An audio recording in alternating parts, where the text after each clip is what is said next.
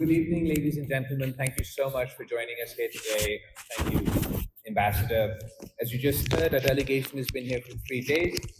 The Prime Minister formed this delegation and gave us a mission for peace, to seek dialogue and diplomacy for more permanent peace in South Asia. We are very grateful for the US administration, for President Trump, for Secretary of State Rubio, who helped us achieve a ceasefire in the subcontinent following our 5 days of war between two nuclear armed countries. But we believe this ceasefire is the first step. And for durable peace in South Asia, we need to have a comprehensive dialogue with our neighbor India, where we address all our friction points. Indeed, when Pakistan agreed to the ceasefire, we did so on the condition that going forward, there would be a dialogue in a neutral location on all friction points. And we're very confident that that is the only way forward, not only for Pakistan, but also for India. While we're very grateful for the ceasefire, we're cognizant of the fact that we are all, Pakistan and India, but our region and the globe by extension, a less safe place today than we were when this conflict started. The threshold for full-blown war between two nuclear armed powers has been drastically decreased. It's at a stage where it's never been before in our history. As things stand today, if there's a terrorist attack anywhere in India or Indian-occupied Kashmir, proof or no proof, that means war.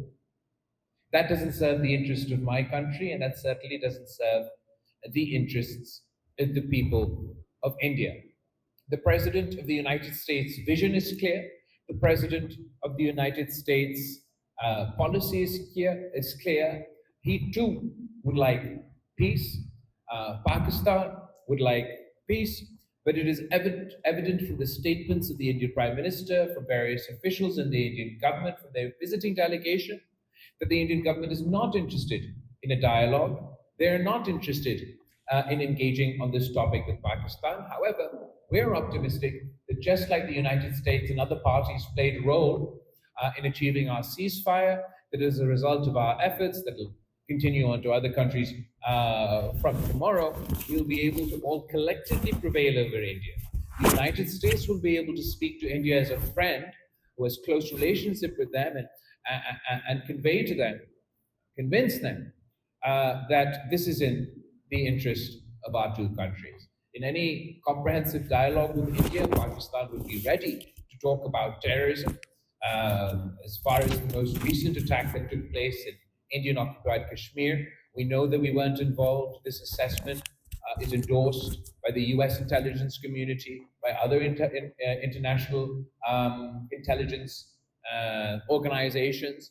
But that doesn't mean that terrorism isn't a problem. It doesn't mean that India may not have complaints. Pakistan certainly has complaints. We've shared time and time again about India's support for terrorist organizations, particularly in Balochistan. Kulbhushan Yadav, Indian Army officer, was arrested from Balochistan. He's still in our custody. He was doing such activities. So as part of that comprehensive dialogue with India, when we talk terror, we'd like them to share any issues they have that we are to address. And we certainly have a laundry list of issues we would like them to address. As part of this comprehensive dialogue with India, we feel it's important for us to address the root cause of our conflict between India and Pakistan, and the root cause for terrorism, the real root cause for terrorism in occupied Kashmir.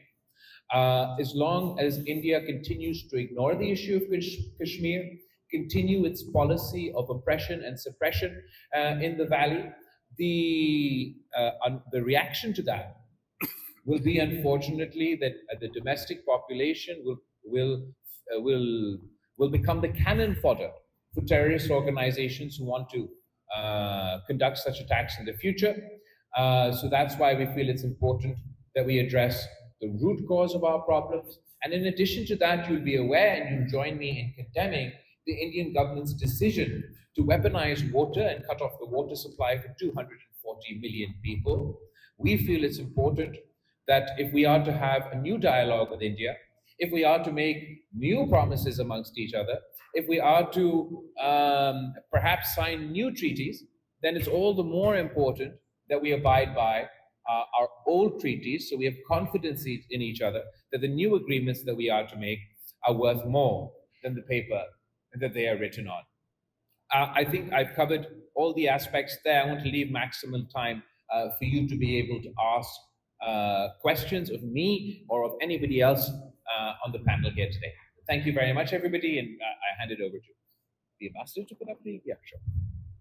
So please raise your hand, and when I request you to put your question, please introduce yourself and the media outlet that you belong to. That gentleman here, please go ahead, sir. Hi, thank you. My name is Tom Watkins. Nice to see you. Thank you for doing this. One question that I've been asking myself is there's this very differing narrative between Pakistan and India in terms of the involvement the Trump administration played in negotiating the cessation of hostilities. Sure. And Pakistan has obviously been very forthcoming in thanking President Trump. He just did just now. India is taking a very different line, saying that Sure. there can be no mediation, and quite upset about the way things turned out. Can you perhaps shed any light on this discrepancy? Yeah. Sure. I think that as we're sort of this conflict saw the excessive use of misinformation and disinformation. One thing that played to Pakistan's favor throughout this conflict is that we were transparent and we managed to maintain our credibility. We were transparent with the media, we were transparent with our public, and we were transparent with our allies. The events collaborate, what we say. Three people are making claims in this situation: Pakistan, the United States, and India. Two of us are saying one thing, one of them is saying something else. So I think it's sort of you can try to figure out who's telling the truth. India employed disinformation not only during this conflict, they continue to employ disinformation as part of their delegation's tour. They lied to the international community and their own people about this terrorist attack. They were unable, to this day, they haven't shared either with the media, with their allies, or with Pakistan, who they fought a war with, who the terrorists were that were involved in this incident in Indian-occupied Kashmir. They have not been honest or forthcoming about the damages they sustained during this conflict. They still, to this day, refuse to admit how many airplanes they lost in this conflict. So I think in order to assess who is speaking more accurately, you can see who's had the same line consistently, whose views are being corroborated by the statements made not only from the presidency, but also from the State Department. Marco Rubio's tweet on the night of the ceasefire, after he spoke to all sides, includes three important points. Not only obviously reference to the immediate ceasefire, but also an indication about future conversations at a neutral territory covering all friction points. So, I mean, I guess that's the answer to my question. Pakistan prides itself on its transparency during this period. We're still sort of open to questions and probing on the facts. India has relied on disinformation throughout this conflict. Even during the war, the Indian media played the role of fake news and amplified some of this disinformation that originated from the Indian government. Thank you. Yes, madam, please go ahead. Yeah.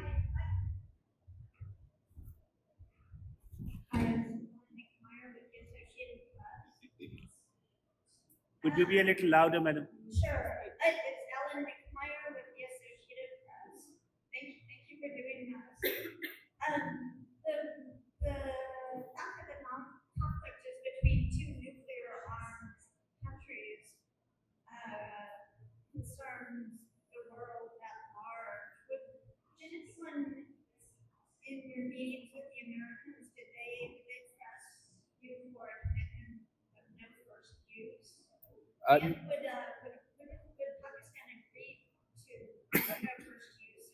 If not, why not? No, we were, Pakistan was not asked anything to do with nuclear questions, full stop, let alone no first use during this conflict. Pakistan did not have to rely on its nuclear arsenal or the threat of its use of its nuclear arsenal to establish military dominance during this conflict.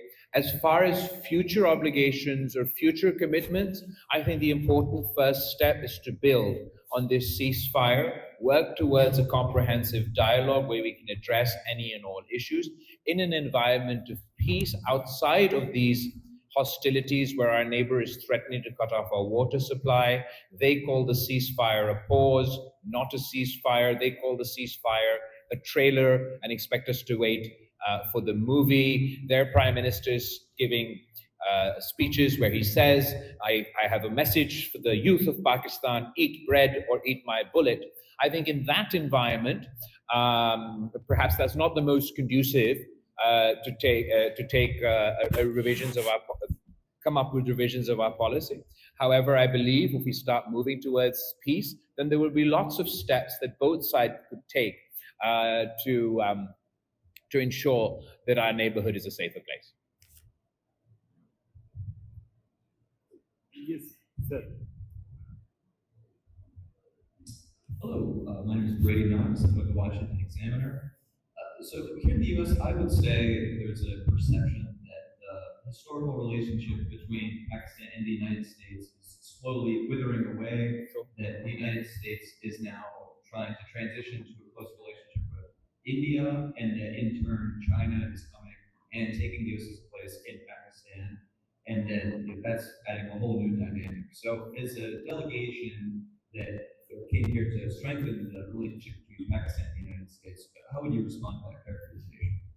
Look, as far as vacuums being created, there's no doubt that once the US started to pay less attention to Pakistan, that creates a vacuum. Nature detests a vacuum, and other people take that space. I do believe that the United States is considering its historic approach or its approach in and around the fall of Kabul. We're talking trade, we're talking investment, we're talking minerals, we're talking crypto, we're talking tech, we're talking agriculture. So that's moving in a positive direction. I will say that India has pitched itself to the, oh no, hello? Well, you can still hear me, and hopefully the mics can still hear me. I will say that India has pitched itself as a net security provider for the region, and American taxpayer dollars go into subsidizing the Indian economy and the Indian military-industrial complex in exchange for it supposedly providing this net security provider role. I believe this 5 days of conflict has exposed India. It is not a net security provider. It is a source for insecurity in South Asia, and as a result, insecurity in the region and the globe. They brought the threshold for military armed conflict between Pakistan incredibly low. They launched a war on the basis of a lie, and then they couldn't even win that war, and the US had to intervene and ask and facilitate a ceasefire. I believe the real net security provider, or the foundations for a real net security provider in South Asia, would be for peace to be established between India and Pakistan. That would provide the stability in the region that is so desperately required. If we're going to be in the zone where anywhere in India there's a terrorist attack, and that leads to a military conflict that could potentially lead to a nuclear conflict that could potentially draw in regional powers, global powers, other countries, that's an incredibly unstable situation. The trade talks that the US is having with India, the trade talks that the US is having to Pakistan, while there may be sort of big, beautiful trade deals in the pipeline, if we don't manage to come back to a semblance of stability, that'll be counterproductive for all of us. Yes, on that table, there has been a flag raised. Yeah. Hello, yes, my name is Nahal Tusi and I'm with Politico. Good to see you again, sir. Last time you promised me you'd give me your WhatsApp number and Oh, sorry if I missed on that. I'll do it now. yeah, you should definitely keep your word on that. I was curious about something. There's been so much talk for so long about the threat of Islamist militancy. What do you think about Hindu extremism? And do you think that that is an issue that the West, the United States in particular, needs to pay more attention to, or would paying more attention to it actually fuel it? What a fantastic question. I clearly should have given you my number. I don't associate terrorism with any religion, with any culture, with any country. I believe terrorism has no borders, has no religion, and must be condemned across the board. It is politically convenient for terrorists. Sometimes they use the mask of one religion or another religion. Sometimes they use the mask of nationalism or separatism or something else. At the end of the day, we all need to take a uniform policy against non-state actors and terrorists. As far as extremism is as a topic, it's absolutely a bone of contention. It's a concern for us. We deal with extremisms of all forms, shapes, and sizes within Pakistan. Extremism in India is a new reality, and unfortunately, that Hindutva extremism that we're witnessing in India, that you can trace back to, however far back you want to. I often start with the Gujarat riots, but that's not actually sort of the source of this extremism. It's absolutely evident across Indian society. The word terrorism is used as a wolf whistle to demonize minorities, to demonize the Muslims in India, to demonize the Muslims in occupied Kashmir, and to demonize the Muslims in their neighborhood. I don't think that particularly, serves the purpose for the people of India. We've witnessed saffron terror in the past, terrorist attacks that have taken place in India, from the Samjhauta Express to the Gujarat riots and so on, have never gone punished. In fact, it was Modi himself and his government who forgave the gang rapists from the Gujarat riots. The people who were charged in the Samjhauta Express attacks were set free. So it's clearly a problem for the Indian government to also deal with. What's even more concerning is that the source of this Hindutva extremism is the RSS. And the RSS is a branch of the political party that's in power in India, the BJP. So it's within that context that the decisions in India are being taken. It's within that context that their foreign policy decisions are being taken. And I think that is a challenge for all of us. But regardless of all of this, our effort is to convince everyone that instead of finger pointing, instead of blaming one another and sort of getting caught in these vicious cycles, we need to get to a point where we're working together to combat terrorism. And as I said earlier, if India has any complaints, we want to address them, and we have a long list of complaints that we'd like India to address. Thank you. And sorry, next question. Yes, here on this side.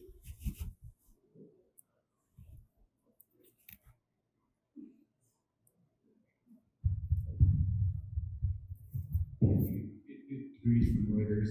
Two quick questions. Firstly, on the question of trade, that's something the president himself brought up there with the delegation last week. Is that something that has come up in your meeting with lawmakers and others, and what's sort of been the sort of that, and then secondly, on border and sort of India's threats to that, what do you see as a solution? What can you put forward lawmakers here in the United States and at the United Nations, and what's been their response to that? Sure, thank you. As far as trade is concerned, that was the conversation we were having before this crisis. It's a conversation we look forward to having now as well. The Commerce Secretary of Pakistan, Commerce Secretary, just checking. The Commerce Secretary of Pakistan will be leading a delegation here to the United States to talk trade with his counterparts. We're pretty optimistic about that. I think that sort of the way that these tariff decisions have been playing out for different countries have different contexts. For Pakistan, it's given us an opportunity because Pakistan and the United States don't spend that much time talking about trade. We talk about terror, we talk about Afghanistan, we talk about other things. That's what we've spent the last couple of decades of this relationship obsessing about. I think Mr. Trump's decision vis-a-vis these tariffs have forced us to have a comprehensive discussion about trade, and there's a lot of potential that I believe we can unlock as a result of that conversation. As far as water, as far as the Indus Water Treaty, everyone we have met, obviously at the United Nations, but even here in Washington, D.C., we're all unanimous in condemning this decision. Everybody is expressing to various degrees how they don't want this precedent to be set. I'm sure in their conversations with the Indian government and their representatives, this issue will be raised. I don't think that this is a position that the Indian government is going to be able to sustain for very long.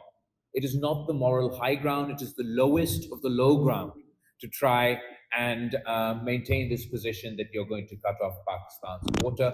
I do hope that the international community, above and beyond geopolitics or any kind of partisan politics, will speak in one voice in condemning this decision.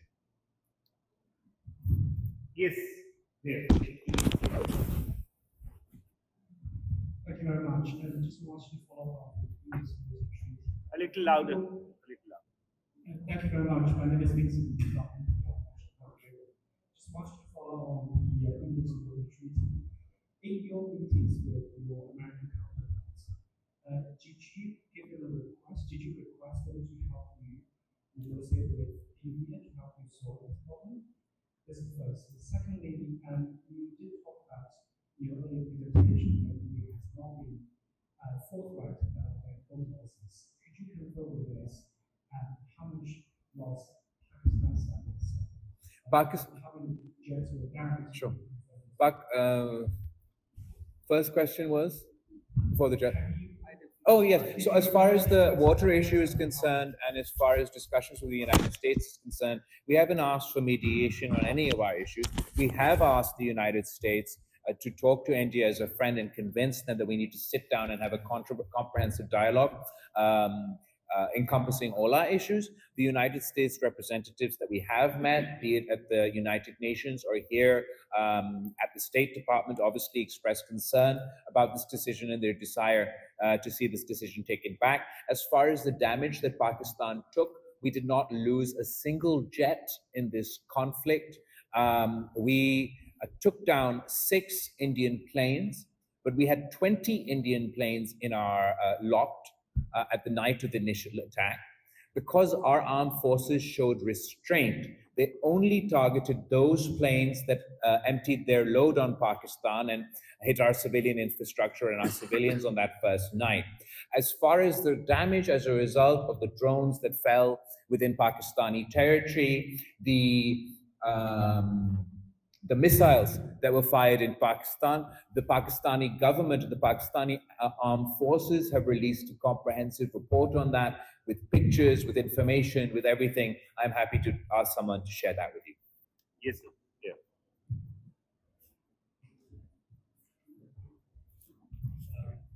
Yeah, it's from Agile Council.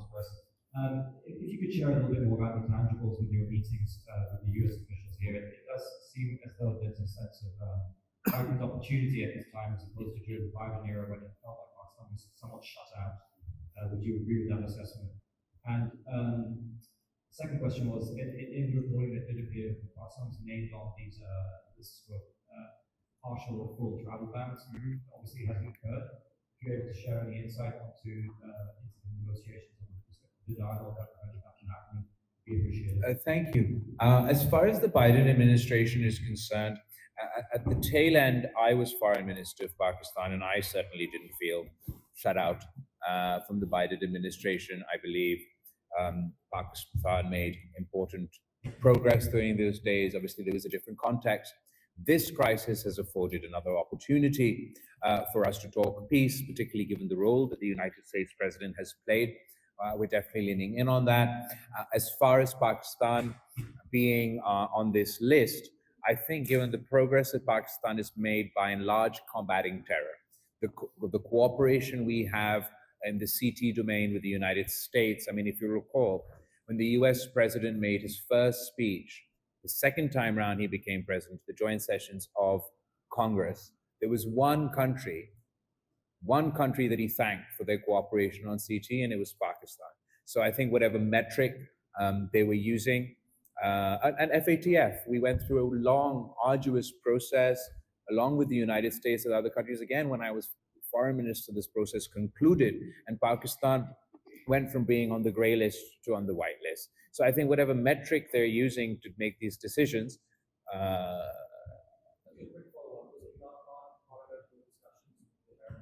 no conversation on Imran Khan at state or any government level. Yes, sir.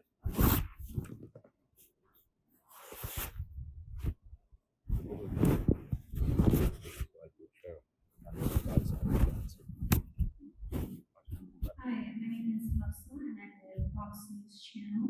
I just wanted to ask a question about Afghanistan and threats emanating from there. Did that come up in any of your conversations with the US? Okay, thank you. That's a very good question. I think you've really hit the nail on the head. So far, a lot of the discussions, even a lot of the issues that India brings up and everything, are revolving around the consequences of post-Afghan 1. And all the terrorist groups, whether they're the Taliban, whether they're Al-Qaeda, whether they're LEJ, whether they're LAT, all one way and the other are the sort of baggage from that original crisis. And we're still facing the consequences of that war. The way in which the pullout took place in Afghanistan, the manner in which that weapons are left behind in Afghanistan is certainly posing a problem for us today. And I'm worried that the actual problem is what's going to happen with the baggage that we've left behind from Afghan 2. Today, it's affecting Pakistan. With the number of terrorist attacks in Pakistan today are more than any time in our history. The radical groups within my country have been empowered, been emboldened by what they see as a victory for the similar mindset within Afghanistan and are challenging the writ of the state in Pakistan. They're attacking our citizens, they're attacking our armed forces, they're attacking our policemen, and we're witnessing these terrorist attacks every single day. What's even more concerning is groups that operate in and out of there or sort of benefiting from the vacuum that's been created in Afghanistan post the fall of Kabul are now cooperating across the ideological spectrum. So disparate groups that have no ideological linkages, they don't have the same goal, the same targets. They've even operated in the past but not cooperated. Now, because of the freer environment they're experiencing, they are coordinating. And we're seeing groups like the BLA in Balochistan coordinating with the TTP, who have no ideological connection amongst themselves. And what I'm worried about is if these groups can coordinate together, then the other groups, such as Daesh, such as ETIM, that are also operating in and out of there, they also might start cooperating together. And while today Pakistan is facing the brunt of this, tomorrow someone else will, which is why we're even more concerned that India is politicizing the issue of terrorism for their own, whatever the purpose is. Because when you politicize the issue of terrorism, it undermines the actual fight against terrorists. I think we need more cooperation, regional, international, on what are we going to do now that post-Kabul to deal with the remnants, with the terrorism that's left over. As far as the weapons are concerned, you'll be astonished to hear sometimes when we're fighting these terrorist groups within Pakistani territory, The weapons that they have procured through the black market that were left behind in Afghanistan are more advanced than the policemen that they're fighting against. They have night vision capability. I just learned this today, that they have night vision capability that's like fourth generation night vision capability that the Americans had in Afghanistan, that they didn't even sell to Israel.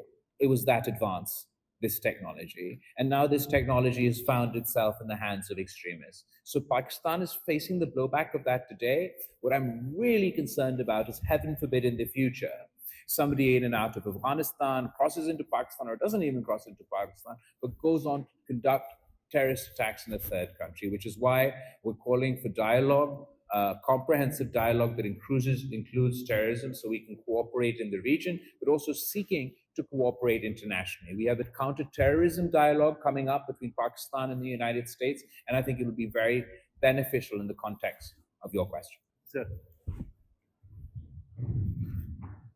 John Hassaslo for the Turkish Federal Agency. You spoke about the fake news during this escalation, and one of the stories that get attention was the Turkish military support in Pakistan and claims that Turkish planes brought ammunition or some weaponry to Pakistan. So we know there is a cooperation between Pakistan and Turkey in the defense industry and defense field. What can you tell us about the Turkish role during this 5 days of escalation? First, we're obviously very grateful for our relationship with the people of Turkey, with the government of Turkey. As far as our defense procurement is concerned, we've procured a lot of our defense equipment also from Turkey. I don't know if I'm allowed to go into specifics, but I can say that we've procured equipment from Turkey, and we used that equipment during the conflict. I think this was the first conflict where the opposing side didn't only take issue with Pakistan, but also took issue with anybody who made our planes, or anybody who made our drones, or anybody who made our who facilitated us in that sense. And I think that's a bit strange. There was a lot of disinformation that emanated out of this, but we're incredibly grateful for the role that the Turkish government, the Turkish leadership, the moral support that the Turkish leadership and the Turkish people gave us during this difficult time. Madam.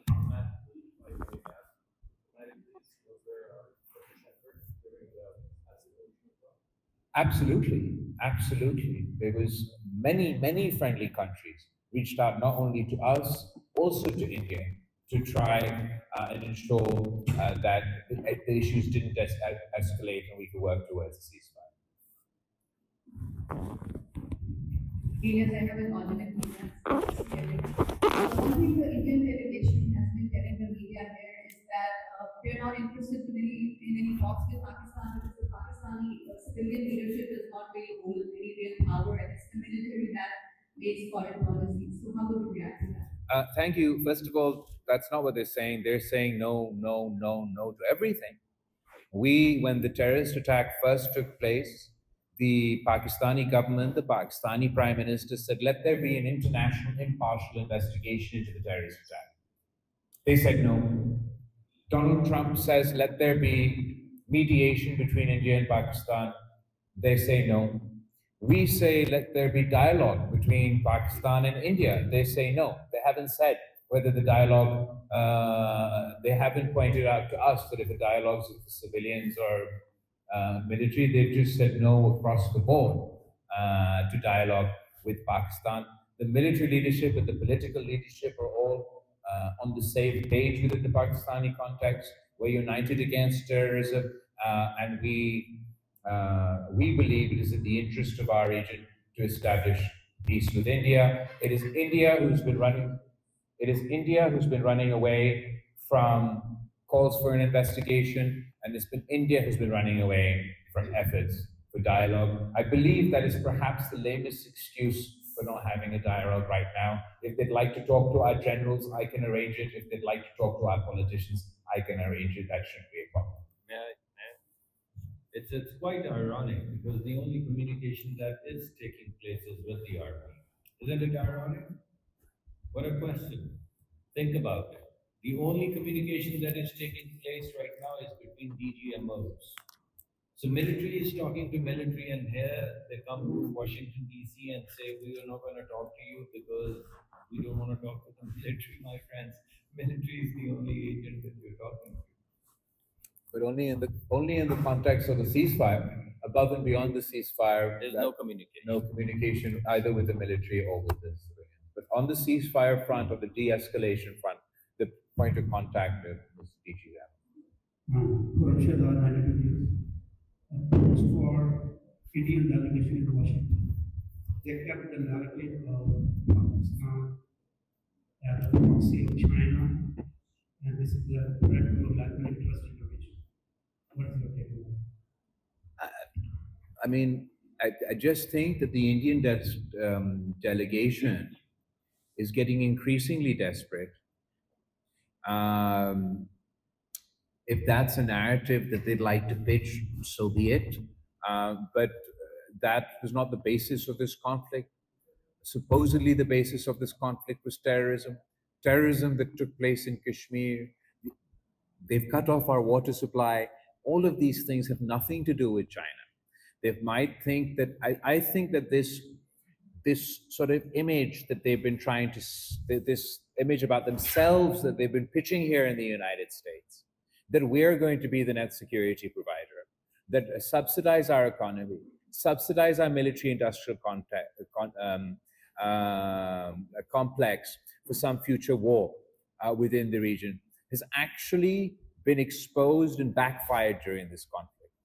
That a country that's supposed to be the net security provider for the region could not provide net security to their own people, could not provide net security to the occupied people in Kashmir, could not provide net security to their airplanes. So I believe the true path forward is for India and Pakistan to engage in a dialogue, to establish peace. Whatever excuse you want to make, sometimes it's this civil military excuse, sometimes it's this geopolitical excuse, sometimes it's this, oh, all Muslims are terrorist excuse, so we're not going to talk to Pakistan. It's getting, I mean, you can't be two nuclear armed neighbors with a conflict threshold so low and absolutely no dispute resolution mechanism. They don't accept the United Nations, they don't accept international law, they don't accept United Nations Security Council resolutions, they don't want mediation from the United States, and they don't want to talk directly with Pakistan. So would it make rational sense to any country anywhere that to have no dispute mechanism, no way to resolve your dispute other than to go immediately to war? I think that entire proposition makes India less secure, makes Pakistan less secure, makes the whole region less secure, and it's in all our interest to convince India to undo the decision that doesn't serve their purposes and come to the table and talk peace. Good evening, Lloyd Martinez from ABC News. To Mr. Bhutto, a question you mentioned that you had just learned today about the night vision goggles. No, I knew about the night vision goggles. I knew that night vision was a threat to us, and I didn't understand how they had this visibility. What I just learned today, that this technology was so advanced and so guarded by the United States that they didn't even sell these fourth generation night vision equipment to their ally Israel, but they left it behind in Afghanistan, and it's now being deployed by terrorists. Thank you. I was going to ask you, who told you that? And how did you learn that? Are you sharing it? Do you consider this a threat now? Based on the night vision was always a threat. The weaponry left behind in Afghanistan was always a threat. All old news. The only new news for me, I learned from my ambassador while we were discussing this today, that equipment, the specific night vision equipment, was so advanced. This fourth generation night vision equipment was so advanced that America didn't even share it with their closest allies. It was only in their own army's use. They left it behind in Afghanistan, and as a result, it is now in the hands of the Taliban. I don't know who else they're selling it to, where else it would have reached. And that's one example. There's obviously lots of other weaponry and other things that we now have to face the battlefield. Maybe the ambassador can share more details. Well, Mr. Anwar Iqbal from Dawn News. Yeah.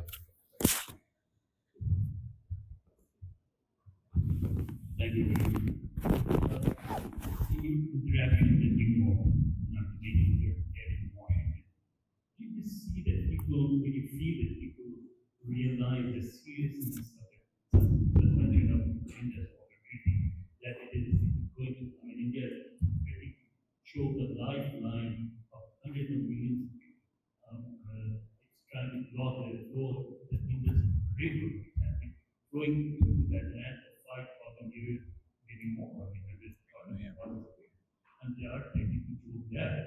And if they actually do that, what option does Pakistan have? Are we going to the World Bank, to the international group, or what? Thank you. As far as the Indus Water Treaty is concerned, I would say, yeah, absolutely. Sort of the people who were the most well versed on this topic were at the United Nations, but everybody was concerned about the weaponization of water and the precedent that this would set. As far as what Pakistan will do, at the moment, just the threat to cut off our water is a violation of the United Nations Charter. Pakistan has already announced if India was to act on this threat, this would be an act of war. It's not something that I say because I want to say it. This is not something that Pakistan relishes. We're not trying to be jingoistic. But our water is our survival. This is an existential threat for us.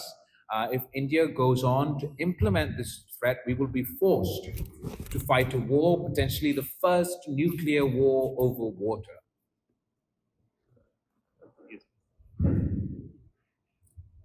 Thank you, Olivia Ronda, Breitbart News. India has reportedly declined that Trump brokered any sort of ceasefire or deal, while Russia, collaborating with its top aide, actually acknowledged that Trump did play a major role in that deal. Do you have a reaction to that, or a reason why India would deny that Trump played a role? It's just getting embarrassing at this point. The entire world saw the events play out. We know the Secretary of State made phone calls to our side, made phone calls to their side. They made promises to both sides. The entire world's intelligence community knows, the media knows, everybody else in the room were part of that conversation. We're all saying the same thing, even the Indian government's initial reaction. If you go back to the first night when they also from their side, after Trump's announcement and after Pakistan's announcement, announced, I think it was at the foreign secretary level, their ceasefire. Even in that context, they said that this is a ceasefire. It's only after that they've started to play back that, oh, this is not a ceasefire, it's a pause. Oh, the Americans have nothing to do with this. I don't know why they want to rob President Trump in the United States of this victory, the role that they play. As the senator said, I believe that the United States should be celebrated. Look, all of us across the world are guilty of criticizing the United States foreign policy when we believe something is worth criticizing. But in this context, they've done a good thing. Look, the President of the United States and the Secretary of State of the United States serve the people of the United States, not the people of India or the people of Pakistan. But for 5 days, they were up all night trying to resolve this crisis. The least you could do is a common decency, is to appreciate and acknowledge what they've done. What I'm more concerned about is that because the Indian government is worried that they're the first government that is lost an armed conflict with Pakistan. They're worried about the political blowback domestically. So in their attempts to sort of run away from just the commitment about this ceasefire, they will try to sabotage President Trump's broader vision for peace in the region as articulated by the Secretary of State, that there would be a dialogue in a neutral territory to discuss all friction points.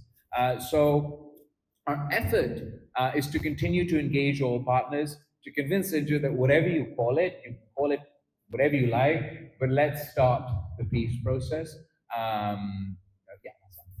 If I may, a couple of Idris Gluten with The Economist. I want to ask you, as America changes its foreign policy towards an America First direction, which is seen as more transactionalist, what does Pakistan offer to America that's in America's own interest? Is it minerals? Is it manpower? Is it something else? I'd be very curious for you and your fellow administrators. So, to start with, I would say the suggestion that this is a change in policy to think America first. I think all governments have a responsibility to think about the people who elected them first. And perhaps President Trump is more honest about it, but every government that has ever existed in the United States has always thought America first. And every government across the world's primary responsibility is to their people. Having said that, there is a lot that the United States and Pakistan can do together. There's a lot of potential that we have not explored, either because we've been too busy talking about terrorism or the conversation has moved on and people are paying attention.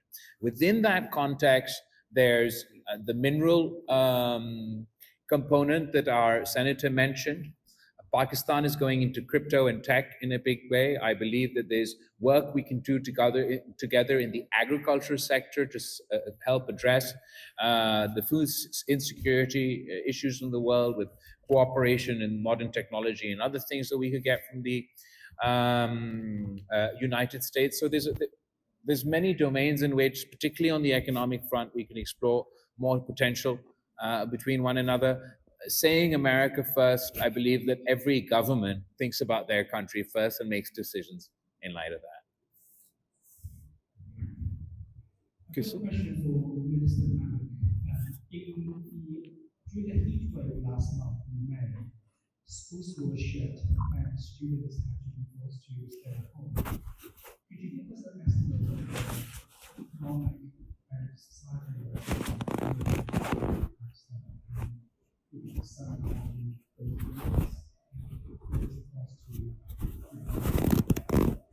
It's enormous. I can throw a number at you in terms of 478 billion or 903 billion, but suffice to say, it's enormous and not something that Pakistan can sustain. It's very clear if you look at the heat map, you would not find Pakistan in the way of its carbon footprint because we have none. We have none. This year, our commitment for carbon emissions was about 1,000 million tons of carbon dioxide equivalent, and we emitted 600 million tons of carbon dioxide equivalent. So we were 40% lower than the commitments that we made, which means the carbon dioxide burden that the world allowed us, we beat it by 40%. And still we are the third or the first or the second most vulnerable country in the world. But our strategy is changing. Our strategy, rather than just talking about vulnerability, is to talk about the green clusters. We already had a Shark Tank kind of a review, a little theater before coming here. So we are inviting all of our starry-eyed young men and women who are coming out of universities and colleges from the US universities with new green ideas, new climate ideas, sustainable ideas, commercially viable ideas. We are going to put them together, and in 1 year, we would have the first footprint for our green cluster, which would be exportable to the rest of the world. Our demand function, because of what you're saying, the damages and because of what it can do to the people of Pakistan, is so enormous. The demand function is so taxing that we have a great opportunity of building up a new green cluster. And the Prime Minister of Pakistan is committed to it, he's given me this charge, and within a year we'll have the formations of these new businesses which are completely green and completely resilient and completely adaptation based.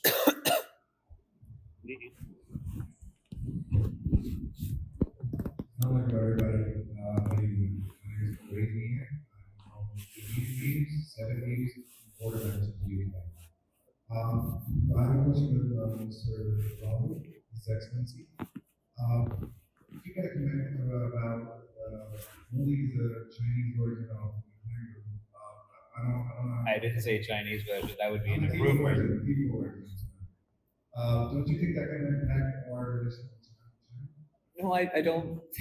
Our relationship with China, I don't know whether you've heard, but it's higher than the Himalayas, deeper than the oceans are sweeter than honey. I don't think that they would be offended by a joke. Secondly, Timu is a company that is doing incredibly well. Doesn't take away from the fact that it sells products cheaper than other products. Anyway, the merits and demerits of that. I said that in response to a question that was asked to me. It's not sort of something that I planned on saying at the time. Very sorry, I hope you all know that. I have a second question is, if India launches something like this, are we aware If India does what?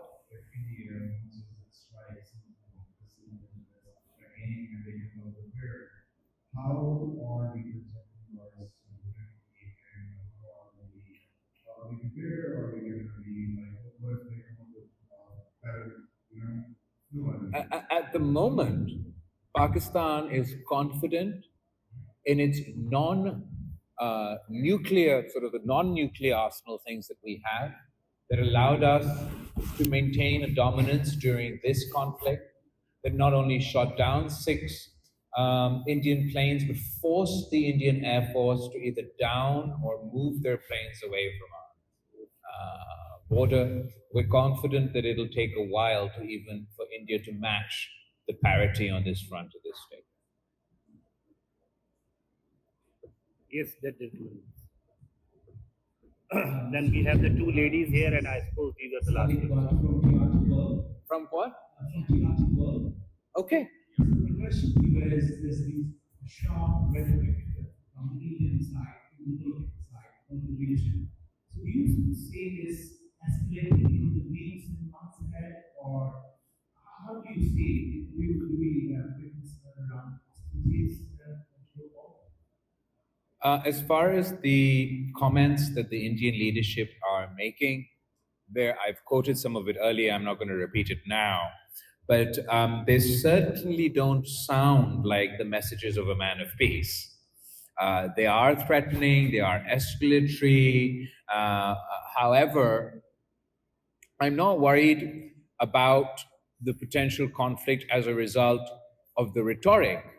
I'm worried about potential conflict because they've lowered the threshold for such a conflict to such a low bar that can be sparked at any time. If you don't need any proof, you don't need any evidence, and if any bomb blast or any shooting means you go to war, then that can happen at the drop of a hat.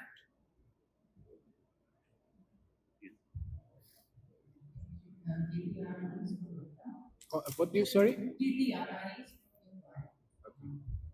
So 2 days ago, we suggested that ISI and War should work together to combat terrorism. So far, of course, India has not responded, but what kind of response are we expecting from them? Because these are the same agencies they have been targeting and linked without any proof for carrying out unrest in India. So I believe that Pakistan and India are going to have to work together to combat terrorism. I believe that as part of our comprehensive dialogue, one of the components will have to be how we conduct that cooperation. I believe a key part of any counterterrorism strategy for any country is intelligence sharing. Without intelligence sharing, you can't combat terrorism. I am confident that there are terrorist attacks that have been thwarted in the United States, that have been thwarted in London, that have been thwarted in Paris, that have been thwarted all over the world as a result of intelligence sharing between Pakistan and other countries and these capitals. So I believe that if we are to come up under our comprehensive dialogue mechanisms with aspects of cooperation on countering terrorism, part of that cooperation has to be intelligence sharing between the two intelligence agencies, Pakistan's and India's. Last question there. One more after this, okay, I promise. Thank you. My name is Yusuf Chaudhary, representing Korea Media in Pakistan. Given the current alignment in Asia, do you think next war between the two countries is going to be staying behind or can one take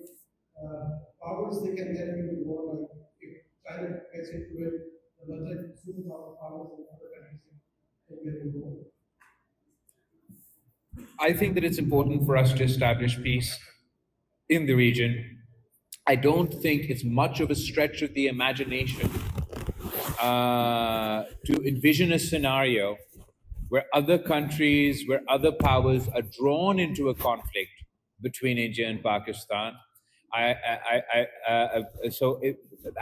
That's why it's so important for us to begin this dialogue and work towards our own peace. Yes, madam, that's it.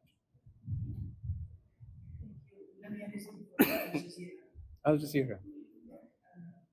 You praised President Trump for his role in avoiding the full-scale war between India and Pakistan, and his role in trying to reach peace between Russia and Ukraine in Israel as well. So have you discussed with the administration the situation in Gaza, specifically the humanitarian situation in Gaza? So we absolutely certainly welcome President Trump's desire for peace. We know that he campaigned on peace, that the mandate he has, the electoral mandate he has, which is a significant electoral mandate by the people of America, is an anti-war mandate. And he's using that lens to view various conflicts around the world, particularly in the India-Pakistan context. Of course, we're grateful for President Trump, for his entire administration, for working so hard to helping us achieve the first step, which is this ceasefire. And we're looking forward to the international community, including the United States, playing their role to build on the momentum of this ceasefire and take us towards a dialogue and diplomacy with India so we can pursue a more permanent peace. As far as the question of Gaza and Palestine is concerned, just yesterday, Pakistan is at the moment a non-elected member of the UN Security Council. The group of the E10, the elected members of the UN Security Council, tried to pass a resolution on Palestine, calling for immediate ceasefire, a permanent ceasefire, aid, etc. Unfortunately, that was vetoed by the United States, but we'll continue advocating on that front. Thank you, ladies and gentlemen, for joining us and for your active engagement during this process. And please join us for dinner.